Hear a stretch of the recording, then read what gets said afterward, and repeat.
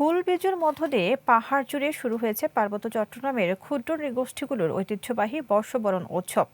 বিজু, সাংরাই, বৈশ্যু ঘিরে এখন খাগড়াছড়ি, বান্দরবান ও রাঙামাটির প্রতিটি পাড়ায় বয়ে যাচ্ছে আনন্দের জোয়ার। ভোরের আলো ফুটতেই চাকমা সম্প্রদায়ের শিশু কিশোর ও তরুণ তরুণীরা মেতে ওঠেন ফুলবিজুর আয়োজনে।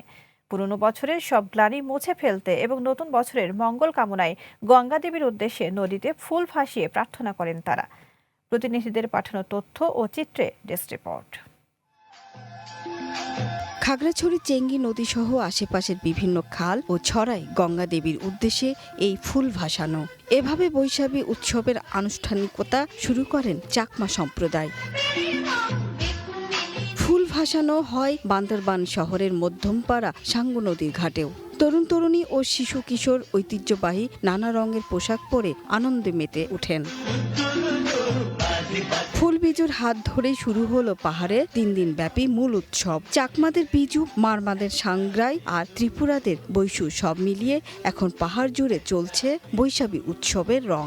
মারমা, ত্রিপুরা ও স্থানীয় বাঙালি সহ দেশের বিভিন্ন প্রান্ত থেকে পর্যটকরা এসে অংশ নিচ্ছেন ফুলবিজুতে। সবাই তাদের নিজস্ব ট্রেডিশনাল ড্রেস পরে আসেন এবং আমার একটু ইচ্ছা থাকলো যে আমিও পরে আসবো, সেই সুবাদে আমিও পরে আসছি।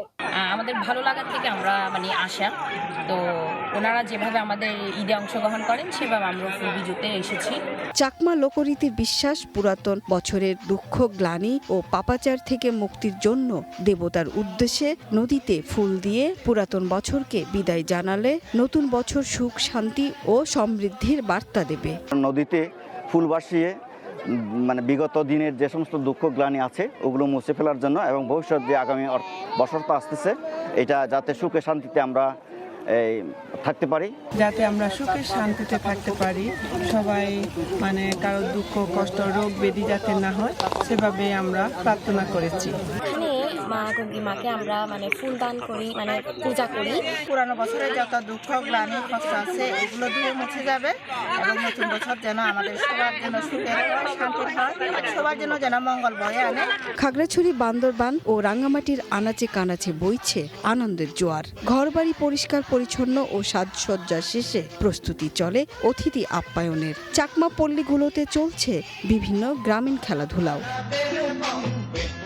পাহাড়ের এই উৎসব কেবল আনন্দ বিনোদনের নয়, বরং এটি পাহাড় ও সমতলের মানুষের মাঝে সম্প্রীতির এক সেতু বন্ধন। ফুলবিজুর এই স্নিগ্ধতা সারা বছর ছড়িয়ে পড়ুক সবার মনে, এমনটাই প্রত্যাশা সবার।